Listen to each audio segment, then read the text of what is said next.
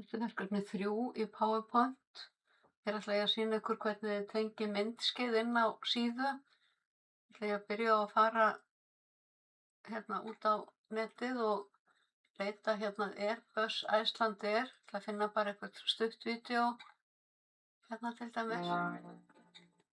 Og ég smelli hérna á vefslóðina og ýti á Ctrl og C. Og síðan fer ég aftur í PowerPoint skjalið og ég fer í Insert, Video, Online Video og lími hérna vefslóðina hér og Insert. Þá kemur myndskeiðið hér sem er ansi stórt og ég ætla að minnka það hérna.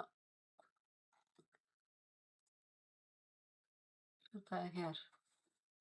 Hérna get ég smellt á það og líka þið farið í hérna sýningu. Hérna í slideshow. Farið hérna í framkorrent slide að þá getið þið smellt hérna á og þá spilast myndskeiðið. En ég ætla að vista.